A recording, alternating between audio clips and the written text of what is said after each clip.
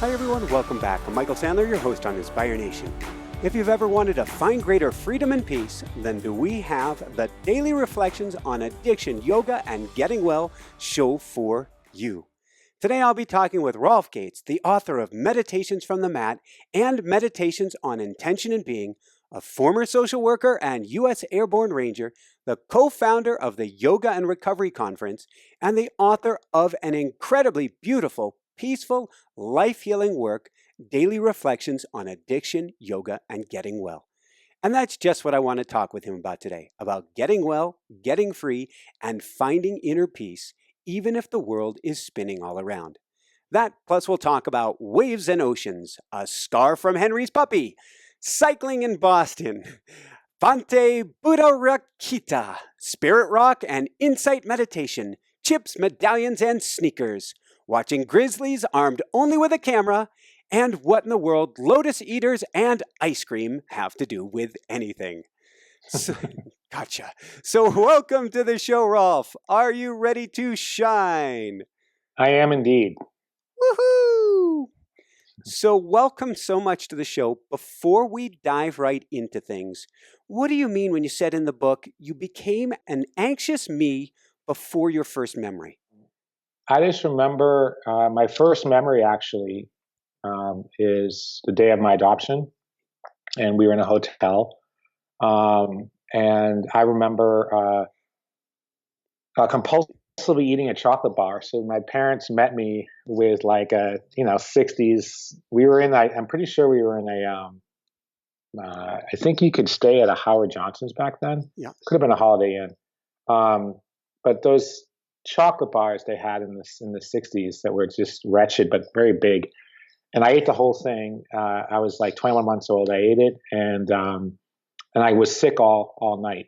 And I remember it, and I just remember waking up sick and having to go to the bathroom and being with my new parents, and just the sense of already I had a sense of self-conscious. I felt self-conscious about being with these people.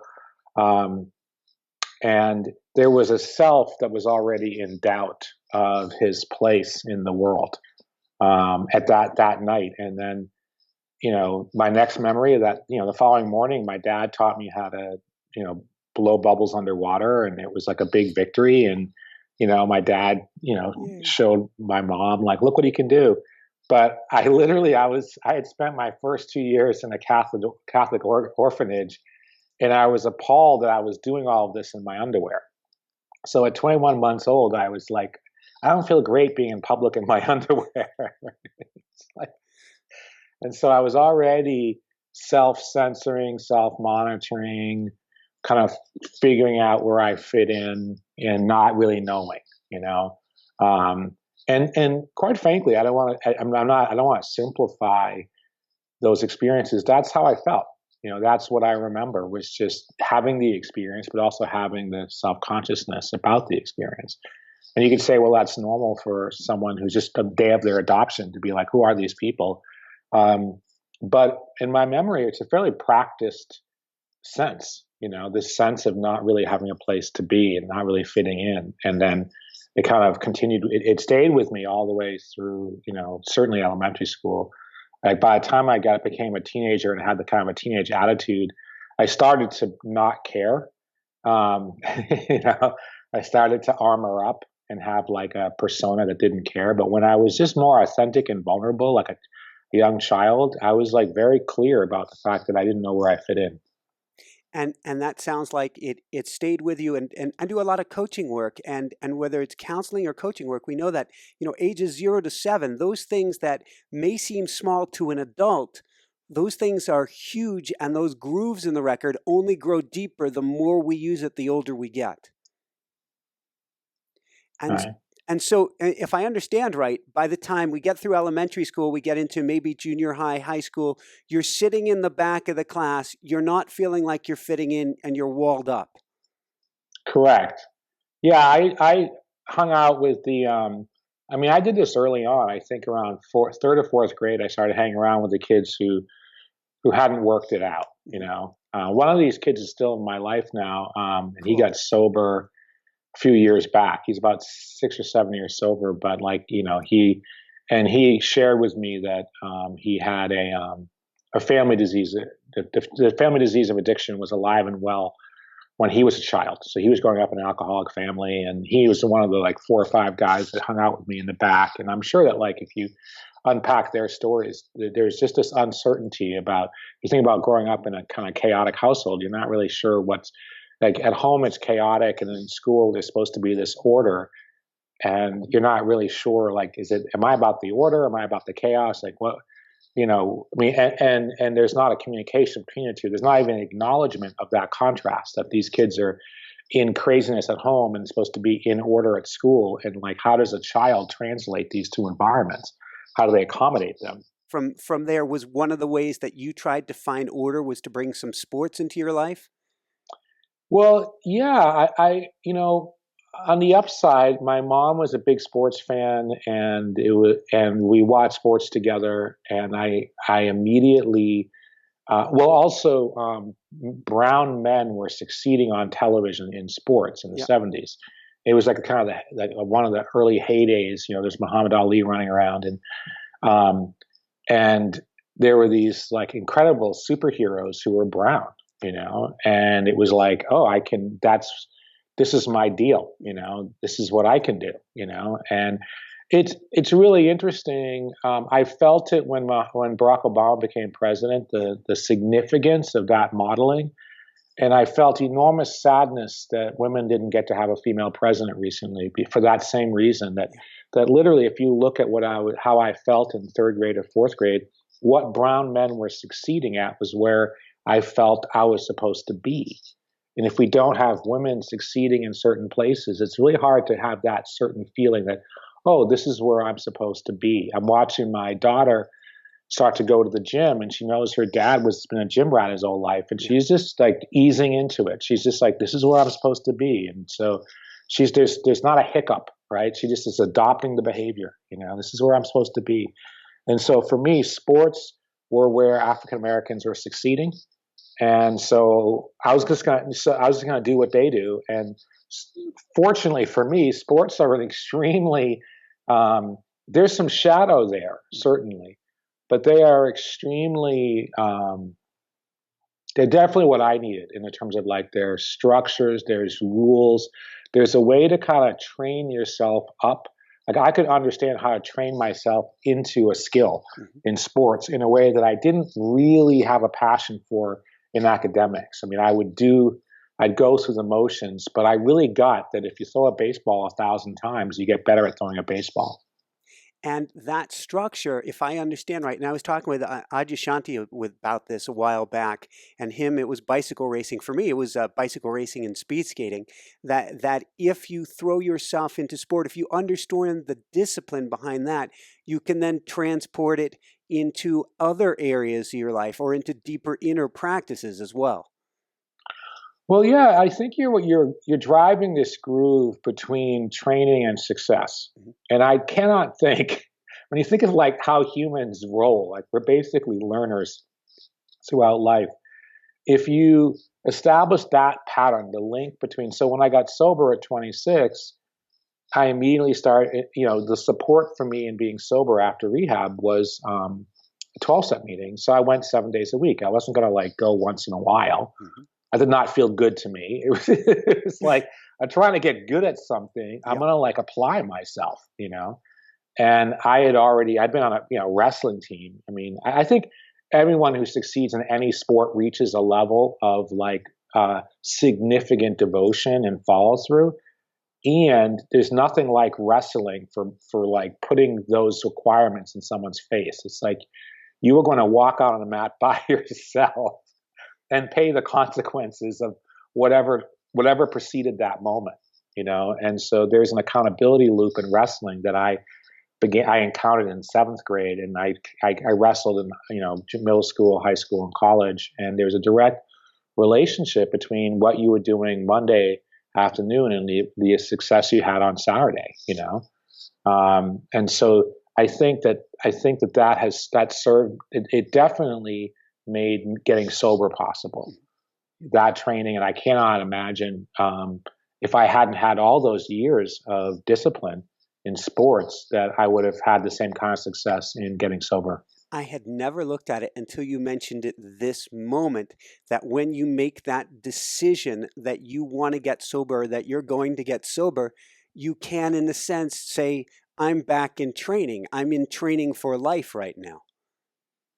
Oh, absolutely. I mean, it just was a new target, you know. In this case, it was, I mean, it's funny too, because once you make the admission that you're powerless over your addiction and your life is unmanageable, you're basically saying you don't know anything. Mhm. That's a good Really. place. Yeah, it's a great place to be. It's a place that I keep coming back to. Um, and having established I don't know anything, learning anything is exciting and a win. I remember being at it was after an A meeting. Uh, uh, it was a noontime meeting. I was in my second year of sobriety, and I was with my mentor, this guy Forrest, who got sober at 18. He was like this homeless teenager who got sober.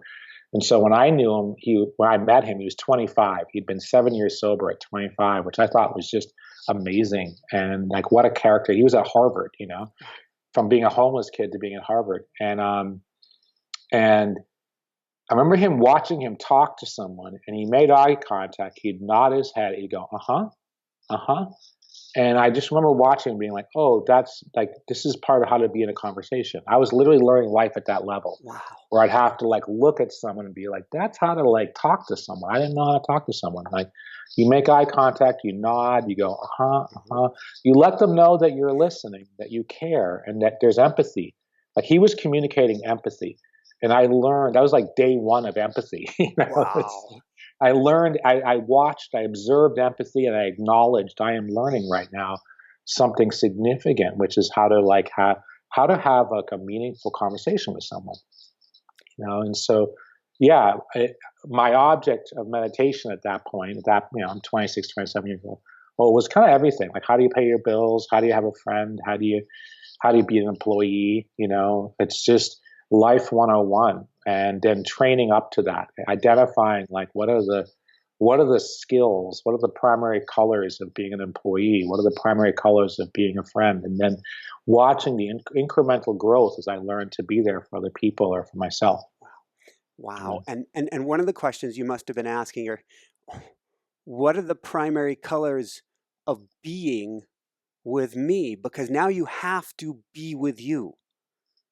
Yeah, initially that wasn't available. You know, I'd go to meetings, I'd work, I'd exercise, but I couldn't really rest in myself. You got to figure, not only that I'd gone through the trauma of addiction and recovery, which is a birthing process. Hey, like, I heard babies find birthing to be kind of traumatic, right? And like, I had getting sober is a traumatic experience. It's earth shattering for people. And so I just survived that when my sister died of an overdose. I was 6 months sober. And so my first few years,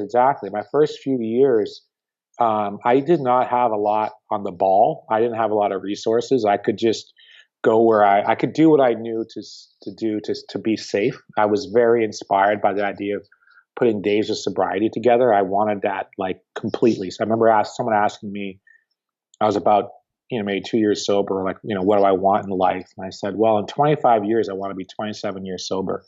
And today I'm 28 years sober. Like, that's what I wanted in life. I didn't want like this, that, or the other. It was like, I want to be sober. I knew that like that was if I'm sober, everything else is going to be great. And if I'm not, nothing's going to be great. And so those first few years, it wasn't available to me. I kind of lucked into yoga and meditation because of where I was getting sober. I got sober where Jack Kornfield came back from Thailand and went to Harvard, and so, John Kabat-Zinn was at MIT, and so there were like these people who started a meditation kind of movement in Cambridge where I was going to meetings. And so people in meetings were like starting to adopt meditation. And then 2 hours west of me was the Kripalu Yoga Center, and people were going there for weekends. And so I just started my meditation practice and my yoga practices because I was like herd mentality. Like, people in the Cambridge recovering community were doing meditation, we're doing yoga. I'm like, well, it sounds better than like going to the movies. I mean, going to the movies is okay, but I walk out of it like I ain't no different. And I was like, is there something proactive I can do with my time outside of meetings and work? And yoga and meditation really fit in. And it was in those circumstances. I remember there's a teacher named Stephen Cope, Yeah. and I was in his class in about 95, 96. And we were doing a twist, so I was looking over my right shoulder. And he asked me to feel if there, I think I wrote about this in the book. He asked me to feel if there was tension in my body. Yeah, you did. And if there was tension, to relax it.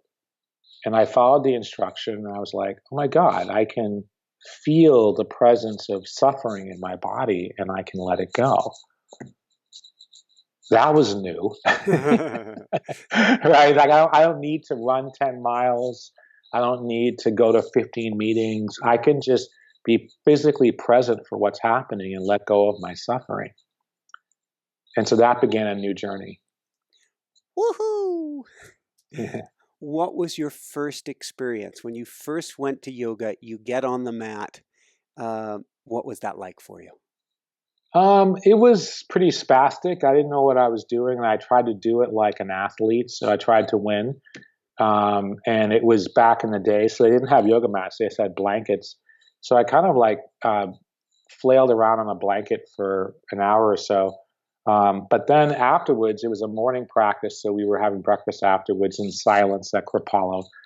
And so I left the room and I walked to the dining hall, and I have walked this distance. Oh, this summer I must have walked this distance 30 times. I go there a lot. I teach there a lot, and it's much smaller than I remember. It's like it's a lot smaller than I remember.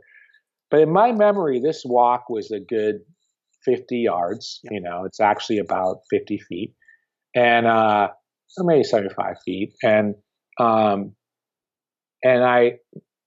I walked from the yoga room to the dining hall, my body felt different than after exercise. Like after exercise, I was doing a lot of like weights and stuff, and I'd have these lactic acid buildups. People don't work out that way anymore.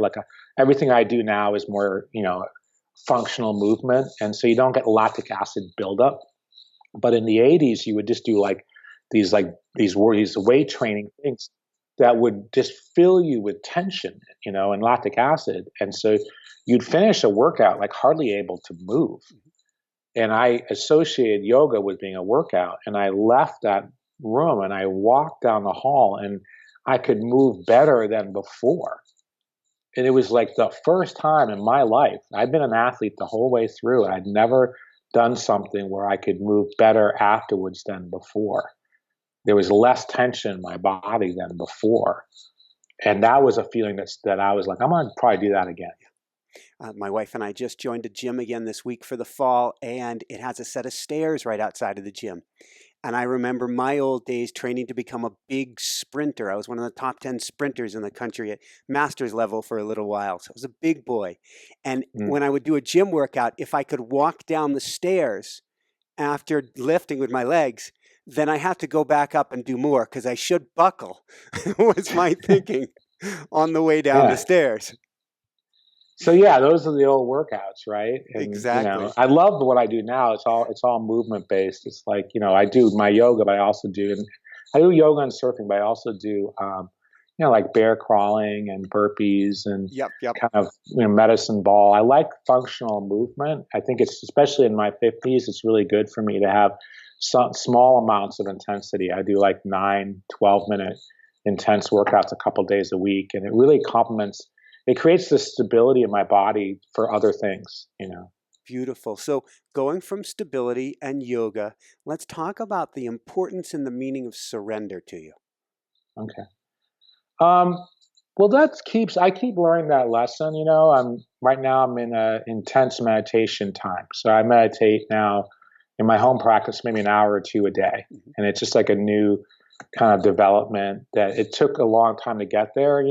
I've been a serious student of meditation for about 15 years, and I've had different chapters, but I'm now able to sit comfortably for like an hour and a half, which is like a new development. And I'm choosing to do so basically in answer to this question is that the first skill in meditation that I was taught was wise effort. So how you're sitting, and you're learning to sit with this quality of ease and stillness that can bring an ease and stillness to your mind. And you're really like looking directly at the relationship between your physiology and your central nervous system, right? And so you're just, wait a minute, it's very much like you're, like any other kind of fine motor skill, like kind of threading a needle, it's just like, okay, it's right here.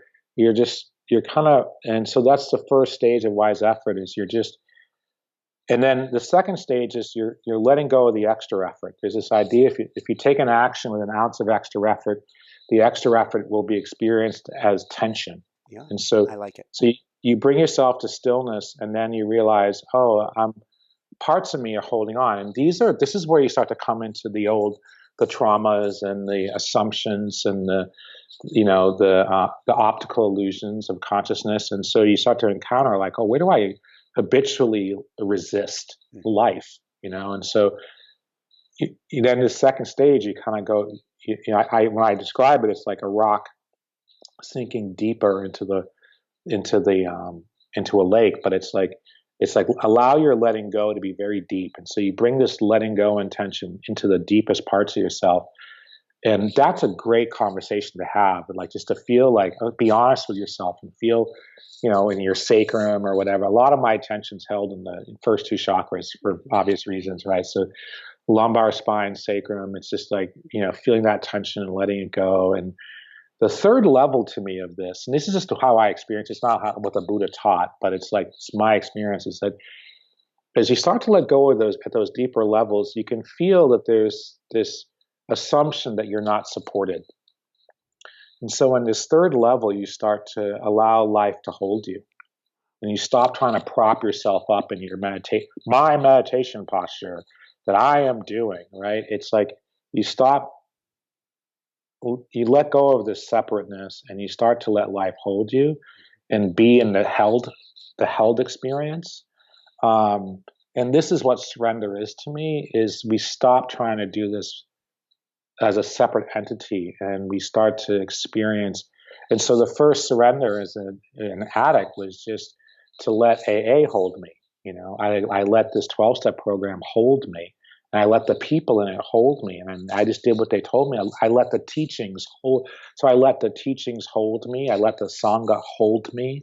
I let the truth hold me. The truth that I was hearing, I didn't have to fight against the truth. It's like, I'm an addict, and I need to, because it's interesting. I mean, I haven't been in the professional world for a while, but the addictions treatment world for a while. But in the 90s, there was a lot of pushback around this idea that addicts should be sober, and like, no, they can just drink a little. The goal of recovery is to drink a little.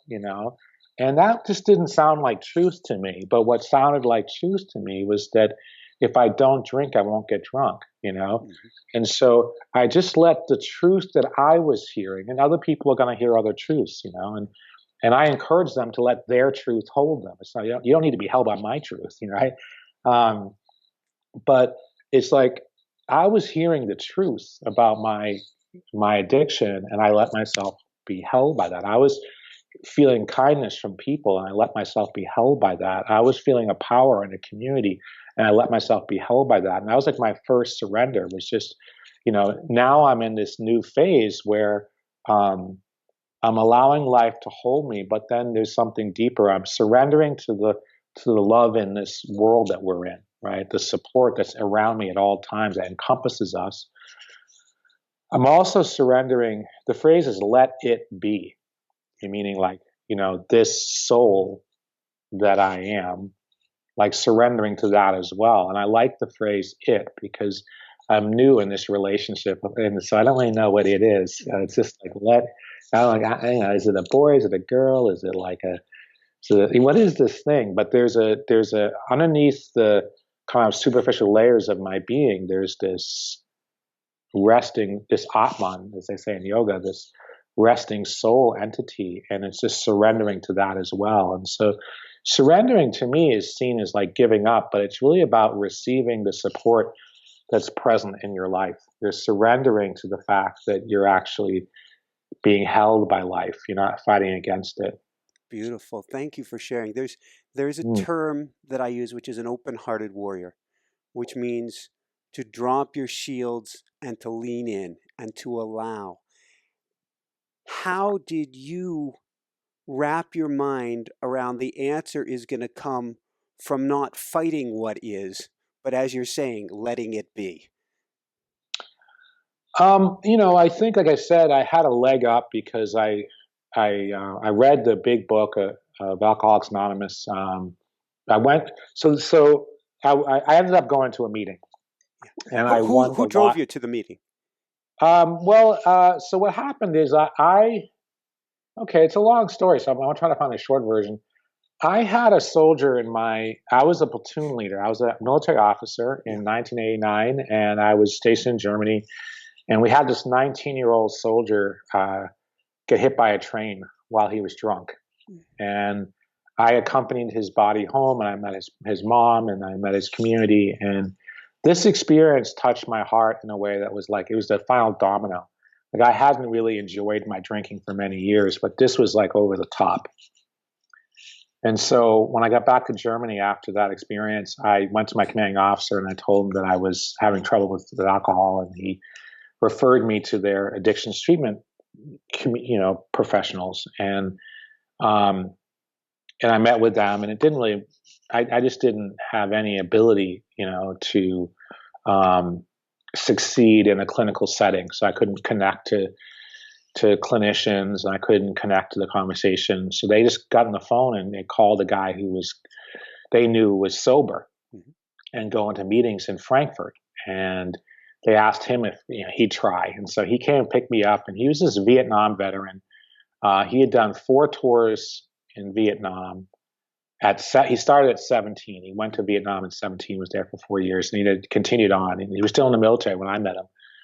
And so he was this kind of, he'd gone from that into the special forces and just been like a, kind of an epic hero of that community. He was seen as a true, like, a peerless individual. And so at the end of his career, my division commander, who was a very powerful person in the military, was just giving him like an office his job was taking the blood pressure of the division commander. They were just giving him they're putting him out the pasture. Yeah. And so he was now married and kind of 10 years sober and starting to enjoy his life. And so he drove me down this Autobahn from where I was stationed to Frankfurt and just kind of talked to me about things. And I don't really know, what he talked about, but I know that I was entering a new dimension in my life. And at that meeting, they gave me, they had a lottery every night. And I won the lottery, although I'm not sure that I played it. And when you win the lottery, you get the textbook. And so I brought the textbook home. Yeah. I read it, and it said that it described me. I'd never seen myself described in print or in a movie or anything. I'd never identified with the addict, kind of presentation. But in this book, I saw myself, and they said, people like us pray for spiritual help. And I'm like, all right.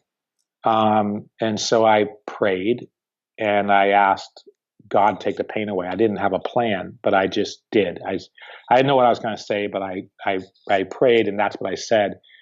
And I immediately knew that it was going to be okay. And that, and I just was done. I had a little bit of alcohol in my room. I poured it out, and then a series of coincidences took place after that. But there was this kind of kernel of letting go because of what happened in that moment of prayer. And then the enthusiasm, not only did I like let go of alcohol, there became in me a very powerful enthusiasm for living sober. And that made me teachable. I was not a big person to say no. I was a big person to say, I became a yes person when it came to, like, if you want to show me Course in Miracles, you want to show me, Zen Buddhism, you want to show me Tibetan Buddhism, you want to show me the Enneagram, whatever was going on in the 90s, I was like, Seven Spiritual Laws of Success by Deepak Chopra. I'm like, Yeah. I was just like, this is good stuff. I have no reason to doubt this stuff. What do I know? Like, how do I know the Enneagram isn't accurate? I became a yes person because of that prayer moment. Oh. So that's kind of where it started.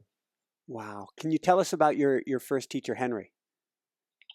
Yeah. So what happened is that, so now I do my prayer thing and I'm sober, and it's like real. Like I'm like vibrantly the new guy. Yeah. And I'm 2 days into this. I have had no help. I'm just like, because, I hadn't learned to ask for help yet. And so I'm just like being sober myself. Yeah. And I tell my friend Mike, I won't say his last name because he's still around probably. I tell my friend Mike, who's been my drinking buddy for the last few years, hey, I'm sober now. I read this blue book and I did what they told me to do, and now I'm sober. And he's just like, wow, that's great. My uncle in Arizona has been sober for 20 years. He still goes to meetings. This is not what I wanted to hear. And so I'm like, well, thanks a lot, Mike. And I used to be part of the company. And I'm like, and that night I was watching Major Dad because I was already having like new sober behaviors. And so I was like trying to figure out what I was going to do with myself. And so one of the things I decided to do with myself was watch this sitcom called Major Dad. And I was watching about 5 minutes of it. And I knew the same time that show started, a meeting was starting literally across the way, like on post. And I'm just like, this Major Dad thing isn't working for me. So I walked across the grass of the parade ground. And there was this subtle fear, really subtle terror. But I was walking anyway. And I walked across the grass and I went into this meeting, and there was just one person there, Henry, who found the meeting. And he became my sponsor. He became my my partner in crime of my first 6 months of sobriety. He was there every step of the way. And Henry's deal was that his mom was a heroin addict, and so he was born at 6 months, and he was born addicted to heroin, and he just had struggles. But by the time I met him, but he'd always just kept, I think through it all, he had kept working on his own behalf. There was a fidelity Henry had to the possibility of a human life, despite, because he had deficits as a result of this birth that he'd had. And so when I met him, he was 9 years sober, and he was a mechanic for the military. And he was just phenomenal. Like he took me to meetings. I could tell him anything. I had enormous shame in my life at that time. I had shame about who I was. I had shame about what I did, how I lived, who I'd been. I'd been living a lie for probably, 7, 8 years. And that was, and he didn't care about any of it. He said I was okay, that I was fine the way I was, that he thought that I was a decent human being. He thought he enjoyed my company. Like I said in the book, like when I would show up, there's a light in his eye and he'd smile. When he saw me, he would smile, and it was genuine. It was a trustworthy smile. And that was like huge. And so that was the guy who was there for me the first 6 months. And so everything else was being done in that context. Like there was a point where I could go to rehab, and we talked about it, and we thought it was a good idea. Later on, there was a point where we were deploying to combat. Like I got sober in May of 1990, and in August of 1990, the first Persian Gulf War started. Yeah. And so Henry and I, went to a meeting. We came back after the meeting, and we got, quiet in my room, and we wrote our wills, and we packed our bags, and we were like, okay, this is happening now, and we're going to meet this new moment as sober men, and we deployed, and we're now in in a training facility in Germany, which is a sprawling complex. It's the size of it's a county-sized military place. And there was huge, all of the European troops who would deploy later to Iraq were training in this facility. But Henry and I would find each other, and we'd find the other sober people in that sprawling mass, and we would do meetings. And so we would go into meetings every night while we were still in this training area. And so, yeah, that's Henry, he was quite somebody. And I had to say goodbye. From that training area, I got my orders to go home. And Henry went off to Iraq, and I went to the United States, and we never saw each other again. there is, I don't know where it is, but I guess there is a scar on you from Henry's puppy.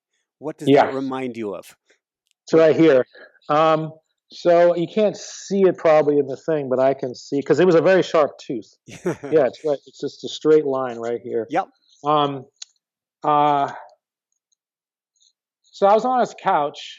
So now I'm probably 4 months sober, and I'm starting to like get my head together, and I realized that at this point, my trajectory in life was definitely different than Henry's.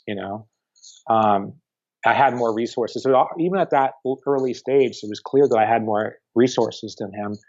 But and so that created, there was like a potential awkwardness. I was an officer and he was a serviceman. And so I had literally, my orders to Henry were legal orders.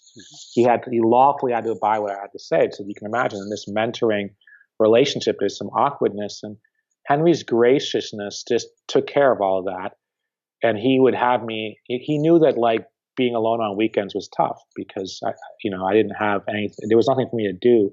And so he would let me stay at his house, and he had a wife and he had these 2 kids, and they were like, who's this guy? We really want to spend time with my husband and his dad, but he let me sleep on his couch. And I had no place else to be. So I had that kind of awkwardness that you have when you have no place else to be. And one weekend morning, I was on his couch, and his puppy woke me up, and we started playing, and he just sliced my arm with his little sharp tooth. And I'm so grateful that he did, because it's real, like kind of meaning being held by life in that way and being loved in that way is something that you can forget, or you can unlearn, or you can, I think, forget. I think that we remember the difficult, but we forget the grace. We're biologically designed. I think in the Buddhist brain it says that if there's 1,000 flowers in a field and one snake, we remember the one snake because that's how we survive. And so a morning like that could have easily be forgotten, that I had that much love in my life at that moment in my life, when I was so alone. I was like a single guy living in Germany. My family's in the United States. And by saying I'm an addict in the 80s, if you come forward and say you have an addiction, you basically, my fellow military officers will treat me with kindness and empathy, but I'm done professionally, And so I wasn't excommunicated socially or emotionally, but professionally I was done.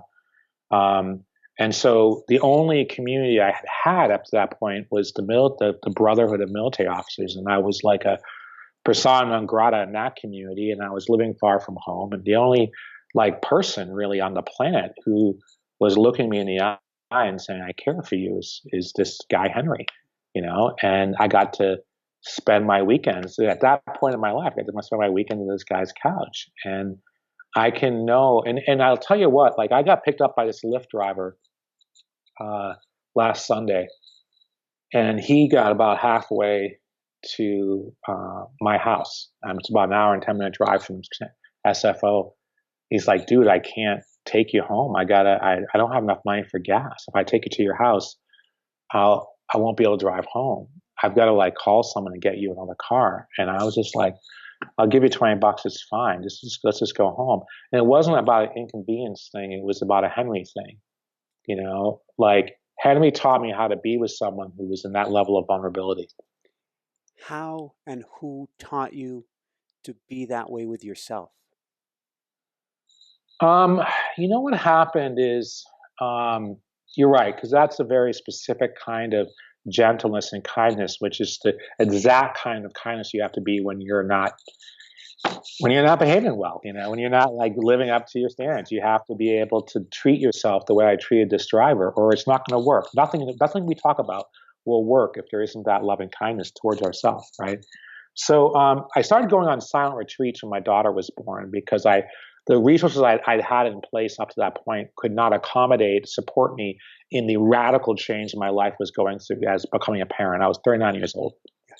And the way I'd gotten sober up to that point and stayed sober was to be extremely rigid and controlling about how I used my energy, And no one was in the world to check me on that. And so I wasn't aware that I was being very rigid and controlling about my use of my energy. You have a baby and all of a sudden they get to use your energy however they want. And it was like, this is an incredibly new situation that I didn't have any skills for. And so a friend of mine showed up and was just like, hey, I'm going to these retreats. And so I started going to Insight Meditation Society in Barre, Mass, dharma.org.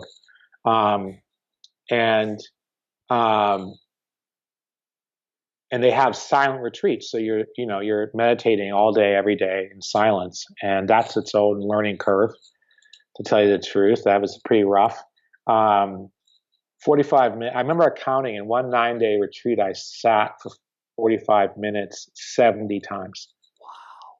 It's a lot of sitting without a lot of skill. Now if I do it, I know my way around a meditation cushion. But at the time, I had no idea what I was trying to accomplish. I just knew that there was something there for me. And so, like we talk about being an athlete, I was like, all right, I'm just going to do this thing until I can do this thing. Same thing happened with surfing. I started surfing at 46. That was a learning curve. But what happened? The first thing that happens in silence is, you're kind of a soup sandwich. At least I was. Like the meditation thing was up and down, to say the least. A lot of physical pain, a lot of mental racing, a lot of confusion about what I'm trying to accomplish. But in the silence of this, like you're sitting and you're walking and you're having meals and you're doing chores and you're learning and you're going through a process very similar to someone in like middle school or high school, like a very regimented lifestyle. And only you can be there for you.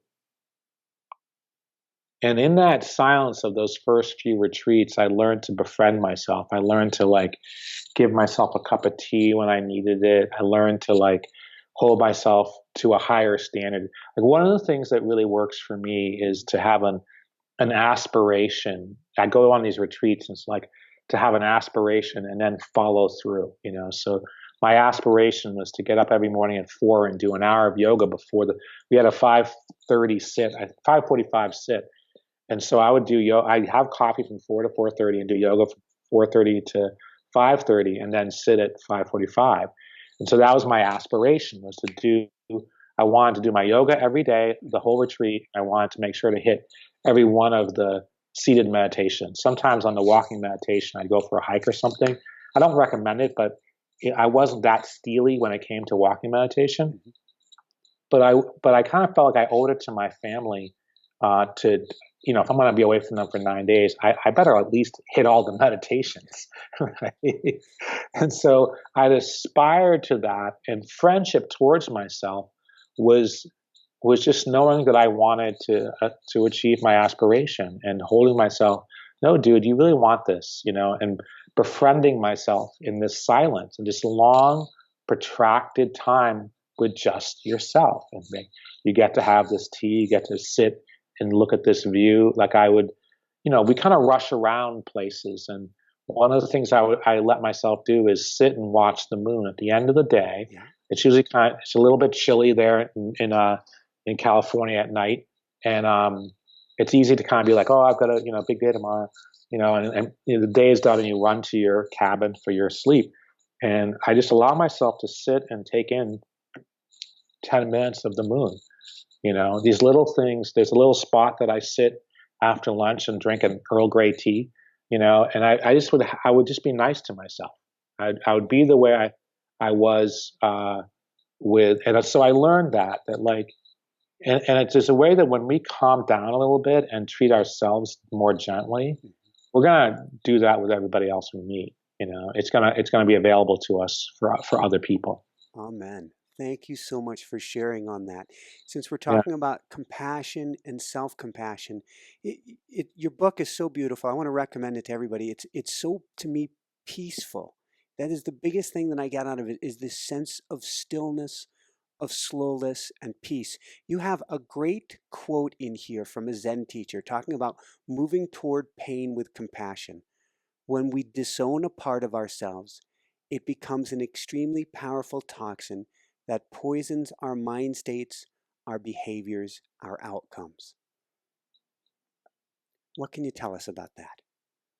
Well, the phrase is meet pain with compassion, and I didn't know what they meant. for a while, because I just kind of had this almost, my father was a minister, and it was a Unitarian church, so it was a really positive model, social justice and what have you. But the emphasis was on meeting the world's pain with compassion. So when I heard that, I thought that they were thinking about the world's pain, and so that just was like, okay, that seems reasonable to meet the world's pain with compassion. But I thought we were already there. It's not much of a cue. And so it was probably a couple of years before I realized they were talking about my own pain. Like when I was aware, so part of my pain could be, emotional, like I'm sad about something. But a lot of the pain that I learned to meet with compassion were the mind states that I don't like, like when I would be in a snit and just be like, I'm so right about something. I wouldn't meet that with compassion. I would meet it with judgment. Like, there you go again. You're just being, that guy who's got to be right over someone on a meditation retreat. Do you have anything better you could be doing right now? Right? It's like this. I would judge the fact that I was judging. And what I was learning to do was, when I was behaving poorly, on my meditation cushion, my mind, when I was caught in these mind states that are just human nature, they're not my nature, they're not your nature, it's human nature to have these habits of mind, to turn towards those habits of mind, not with judgment or with repression, right? Or wishing they would go away or wishing they were different, but to meet them with compassion, like, oh yes, this is human nature. Human nature is here. And then you can see around the edges. When I first would have a mind state, I'd just see the story, but then I'd start to look at the edges of the story and see the pain and see how hard it was to believe you're a separate self and to be angry at an injustice. And like what a difficult thing it is to be human and feel as though an injustice is being done and to feel powerless, that an injustice is being done. And I think it's so wrong. I'm so upset. And to hold that person was like, wow, it's hard to feel that way. It's hard, or to feel like you did something wrong. One of the things that I wished was different often was me. It's hard to feel upset about being me, right? Like I'm upset that I'm who I am, and I have my story, and I have my past. I'm upset with myself, and to meet someone who's upset with themselves with compassion, in this case, it was me. And it's just it's kind of like what, to me, meeting pain with compassion is like, I would say the cheat sheet to being a grown-up, right? Like the rest of the stuff we're going to do, we're going to become skillful, be a good dentist or be a good carpenter or something. We're going to develop skills, but can we develop heart is the question. And I think that starts with meeting pain with compassion. And in developing heart, it seems like something that's incredibly important is forgiveness, or maybe self-forgiveness. Right. So, that comes up in my second book. I kind of show an image of being I'm on a retreat in the desert. Yeah. And it's a 10-day retreat, very full, like 110 people meditating all day. And they have this hour where you can ask questions. And the first 3 or 4 days, people are raising their hands, and they're saying, I'm having trouble with judgment. I'm having trouble with judgment. And it turns out that human beings have trouble with judgment. Like we judge the world around us and we find fault. And what our teachers taught us was that if one finger is pointing forward, 3 are pointing back. That if we're judging the world, it's a symptom of how we're judging ourselves. And if we're having trouble with judgment, we need to learn to stop judging ourselves. And so there's a process that I have in meditation on intention and being about, that I kind of outline, where you forgive yourself for being imperfect, for making mistakes, and being a learner. And you kind of go through your life and kind of all the little places where there's unresolved energy. I wish I hadn't done this. I wish I had treated this person differently. You can go through a week that way and just see the moments where you're like, I wish I'd done that differently. And then there's something about, you have to kind of do the process to feel it, but to forgive yourself for being imperfect, to forgive yourself for making mistakes, and forgive yourself for having to learn about life by living it. This creates wisdom. We start to see the difference between a person and a behavior. We start to see how most of this thing about learning life by living it is inescapable. Like I'm having it again. So my 15-year-old was 12 once, and I had a 12-year-old, and she was learning to be independent, and I was figuring out like how to be that person, right? I got her an alarm clock, but I'm like, well, I'm going to set it for you. And she's like, Dad, I can set my own alarm clock. Right. And so there's this whole process where I buy it for her. First, I was waking her up, and she's like, I want an alarm clock. Okay, I'll give you an alarm clock. Okay, I want to set it myself. Right. And so I had this whole process with my 12-year-old, and now my son's 12, and we're having it all over again. And it's just like, I would like to think that I only had to learn it once. I had to learn how to let go with my daughter and not have to go through the same challenge with my son. But here we are again. Yeah. I've never had a 12-year-old boy before. So there's a gentleness that we have to learn about our own learning process. Makes sense. Bringing things full circle, early on you told us about your sister Wendy. What have you learned? If you think about your sister Wendy, or you also lost a dear friend Judy to addiction, yeah. What learning comes to mind, or what comes to mind that you could share with others? I think that you learn that the phrase I want to use is life is short, meaning you never know. What I learned from them is to say I love you to my children all the time, and to say I love you to my wife all the time, and to say and to tell the people in your life how much you appreciate. Don't wait. Don't store it up. Like if there's appreciation for someone, say it on that day. If there's acknowledgement, say it on that day. Don't leave things unsaid because you don't know when they'll be gone. And so that's like, step one. I think I learned that is I never had a chance to tell my sister how much, or my friend, it was Jude actually, was a young man, how much I loved them, and not the last time, and not the way I would now, if I had a chance, right? And so I learned that from them. The other thing I learned was that I learned resolve. I learned Wendy in particular. I lost her when I was 26, and it made me resolute in what you and I do. I feel like we are kindred spirits. We do the same work in the world, different forms slightly.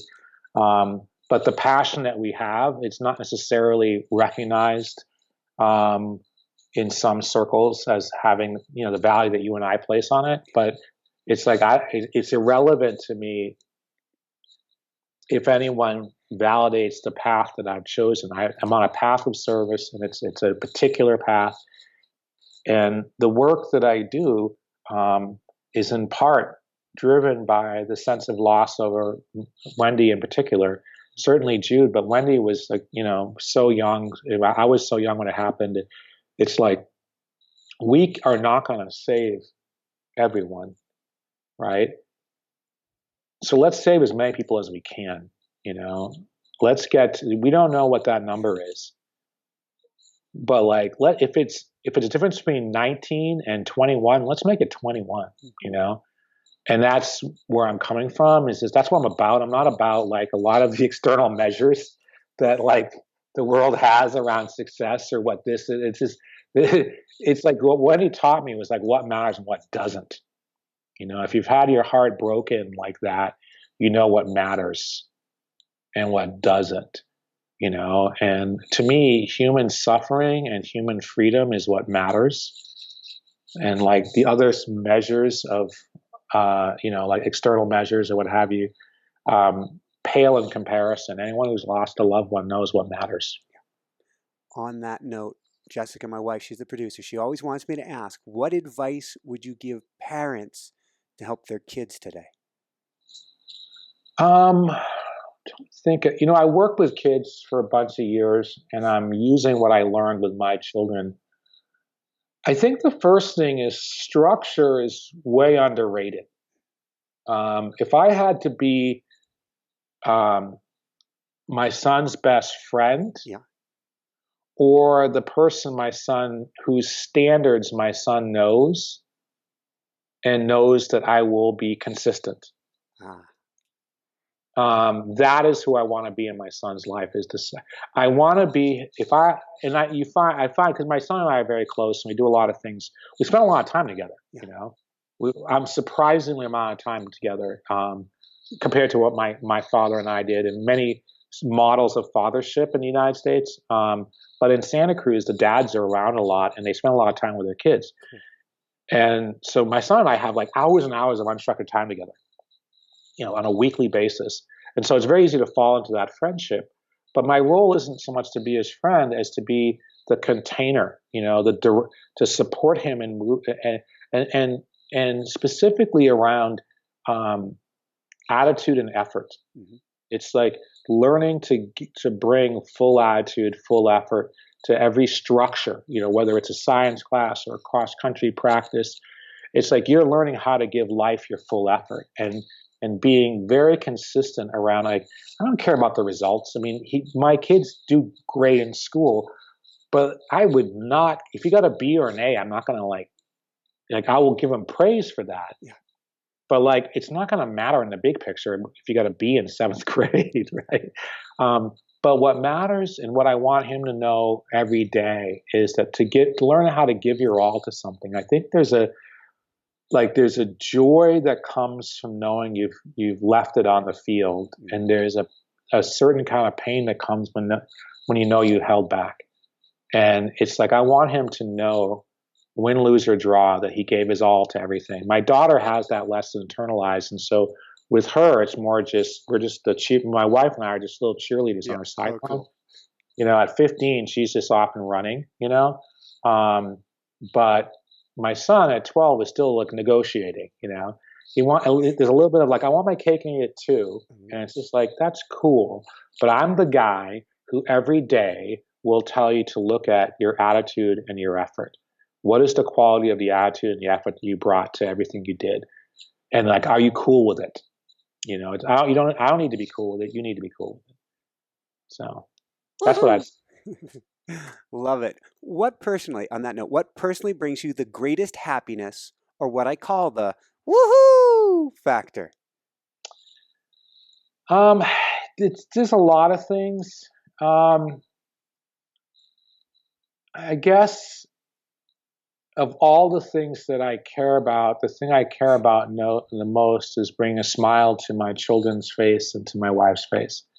I like to say, like, yeah, catching a wave and surfing is very high on my list. It's a remarkable experience. Being a part of my meditation community at Spirit Rock in California, spiritrock.org, to be a part of a community that I respect so much gives me great pleasure. So those are very high on my list. Being a teacher of yoga and training people to be teachers, high on my list. Writing a good essay, high on my list. So it's the top 10 are pretty potent.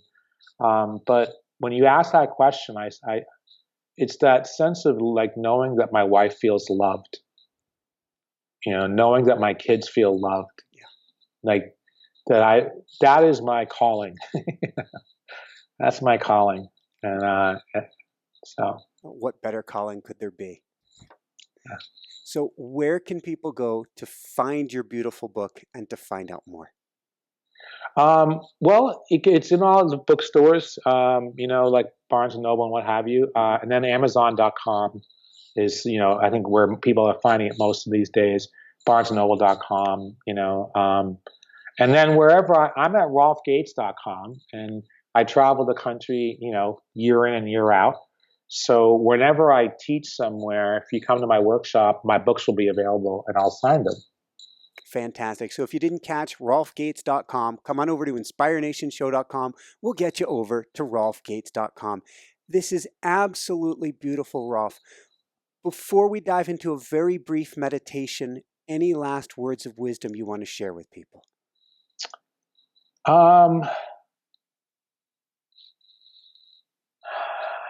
The phrase that I use to capture people like, what's yoga? I'm like, well, you're learning to rest in connection with the present moment. So resting in connection, mm-hmm. You know, so that's step one, is you're learning to rest in connection and then respond with love. So you're resting connection, and you're responding to whatever the moment brings with love. And that life is really that simple. It is actually that simple. It's like if we can cultivate these two skills, this skill of resting in the present moment, of really becoming at home in the present moment, and then responding to whatever the moment brings from our hearts. That's it. There's nothing more to it. Beautiful, beautiful, beautiful. You have a very special presence to you. I'm so glad you shared your stories today, because I'm on the edge of my seat. I'm wanting to hear more. And there is again this piece that I found in your book through difficult challenges and lessons that I think we all need to hear and hopefully dive into today. So, thank you. Thank you so much. Do you have a moment for a very brief meditation? Sure. In this meditation, I'm going to have you do that letting go process called wise effort. Perfect. How's that? Perfect, perfect. Okay, so I'd like you to sit up and just imagine that you're a glass of water with sand stirred up in it. And I'd like you to allow your sand to settle and your water to clear.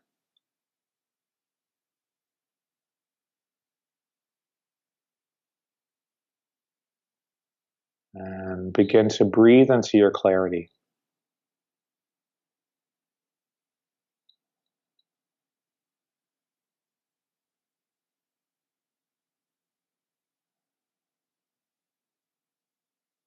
And so for a while, we're choosing our clarity. And then the time for choosing is over, and it's time just to be it. To let it be.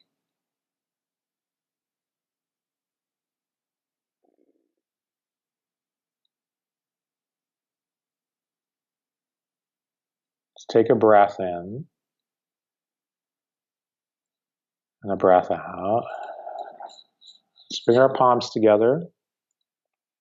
And so it is our intention that our efforts will have been of benefit to all beings. This is our heart's intention, that our efforts will be of benefit to all beings.